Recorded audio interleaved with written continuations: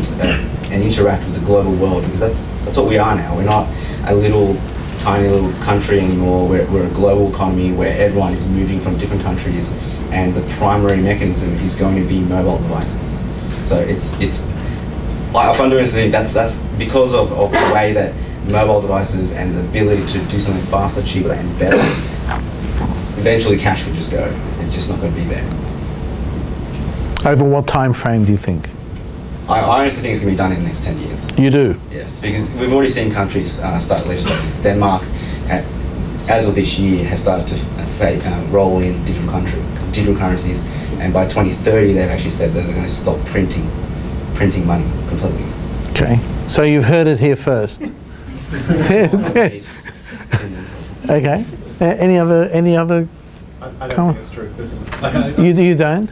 Again, maybe I'm the idiot who said, why do you need a camera on a phone? But banks still issue checkbooks. Why do you need a checkbook? The only thing I pay with a checkbook is partner phones, because I want to annoy them. But the point is that there are still checkbooks being printed. Yeah. And the idea of there being no cash, I think we live in quite a short memory that there will be a run on a bank in somewhere in the world at some point in time. And when people can't get cash out of a bank, then that's going to be a problem. So it happened in the last time I remember a run on the bank was people lining out Northern Rock in the UK. Exactly, that's what I was thinking about. And I actually remember the phone call from my friend saying I'm standing in a queue outside a bank to get money out. But that will happen again. I don't. In history, if we say it's never going to happen again, I think that's a really big mistake. So I just don't see us being a completely cashless society. I think the amount of cash they carry on a personal level on a day-to-day basis absolutely is reduced. Barely get sort of $50 out a week now for that sort of stuff. But there will always be cash. There will always, maybe there won't always be checkbooks, but I just don't see it. And it's probably a really bad thing if we move to that. If there isn't no cash, then what happens when do the banks now need to change their regulatory capital hold? So we all know that there's not dollar for dollar matched in the banking vaults. So does that mean we've now got Basel III? Does that mean we move up into a next tier where banks actually have to cash back every single deposit? That would be impossible. Okay, Simon, predictions? A cashless society? What do you think? I think I'm more in Josh's camp that there's certainly going to be a reduction in cash holdings. You see the speed at which everything is going digital. I think there will always still be a place for cash, but it's not going to be as we've experienced. I think that trend of moving from needing to take out hundreds of thousands of dollars of cash every week just to meet expenses, now you do take out $50 or $100, and I think it'll keep going, but it's not going to get to a point where there is no cash. Unless you have governments eventually legislating, that might happen, but I don't see it happening in 10 years' time. I see it sort of distant horizon. Richard? I also don't think cash is going to disappear. My main concern with my technology hat on is actually more around security around the digital alternative. So we haven't got to a situation yet where all of your assets are digital, but that's the thing that scares me. There's already been a lot of very high-profile websites compromised. You can probably think of a number of them. Imagine if all of your important assets are digital, and some event like that happens, then that's definitely going to throw a spanner in the works. Yeah, it's interesting. I mean, we all use internet banking, and you move stuff around, and you never actually see any. You don't actually see any money change hands.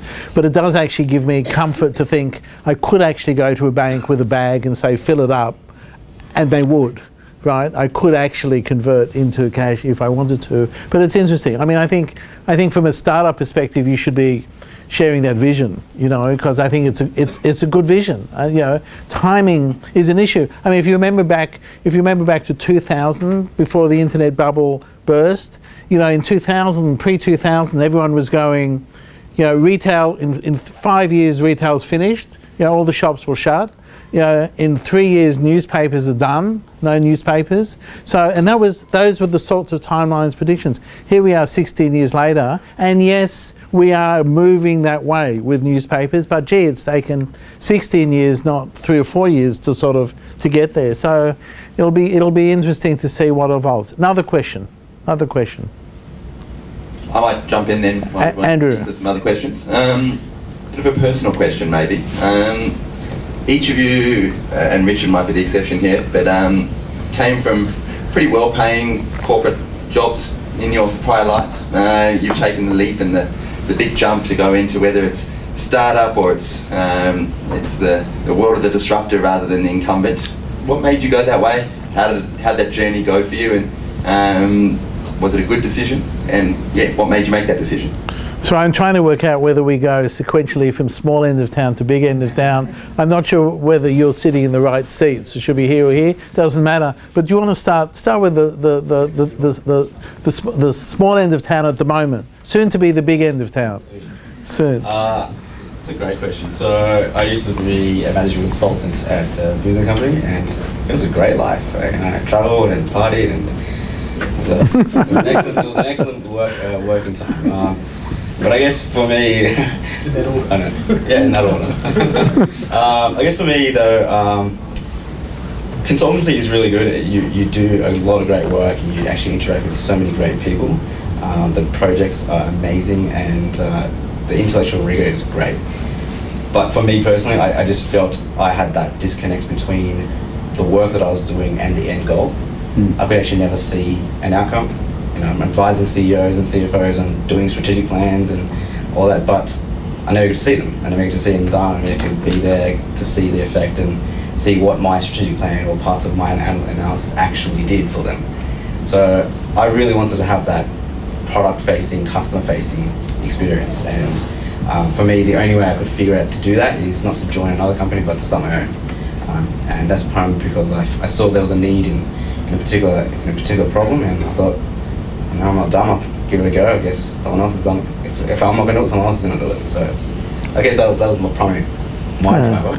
So you're in the business of looking for money and growing a business. You're in the business of giving out money. Both of you are now. Am I right? In private equity, and so what's drawn you to the other side of the equation?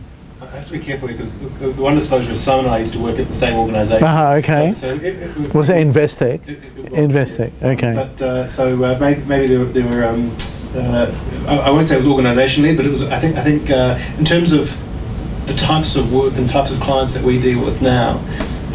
So just tell us sort of what sort of clients are you dealing with now? So earlier stage businesses. Early stage businesses. Okay. I think, but also just entrepreneurs generally, more likely to be owner-operated businesses than listed companies or larger multinationals. I think there's a difference in who you're dealing with.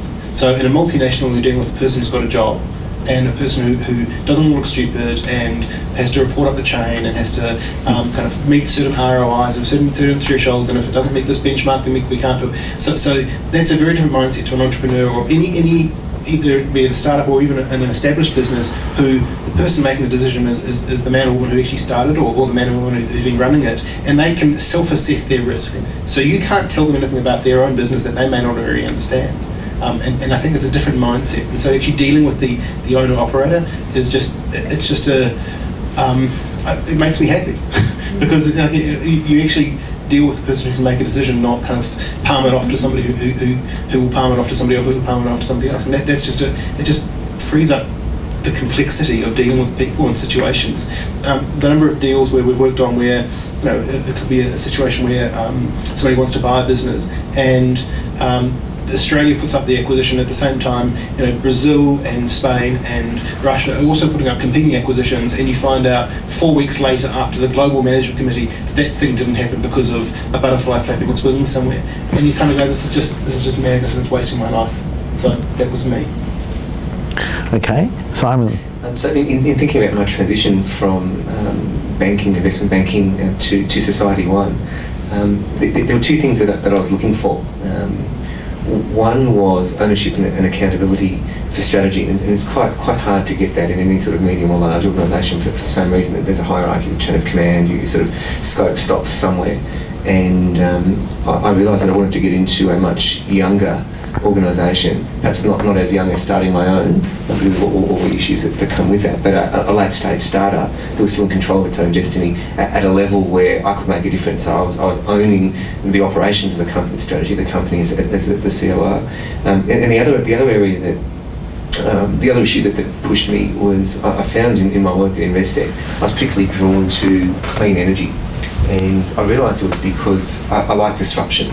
Not so much innovation, but disruption, changing market structure through innovative technologies, business models, market moves, and moving into a startup that was at the forefront of fintech in Australia in a role that gave me that ownership and accountability of operations and company was something that was very, very attractive, and the opportunity came up and I took it. Great. So Richard, why aren't you doing what they're doing? Actually, so I'll answer it from the perspective I do work on a side project, so it's interesting maybe to answer why I haven't jumped yet. I mean, obviously the stability and security of having a full-time job is important. Also, working with IBM,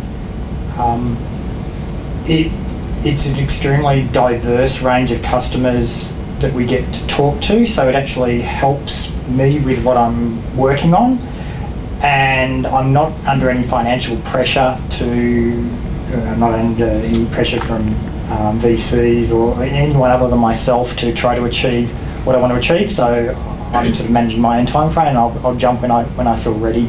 But at the moment I'm enjoying what I'm doing as well. Okay, excellent. So I think we've got time for one or two more questions. So, another one there, please. I think discussing finance without discussing regulatory will not complete our discussion. Just a small thing, like on which stage basically do you figure out regulatory's role while innovating your own products? At which all stages? You're talking about regulation.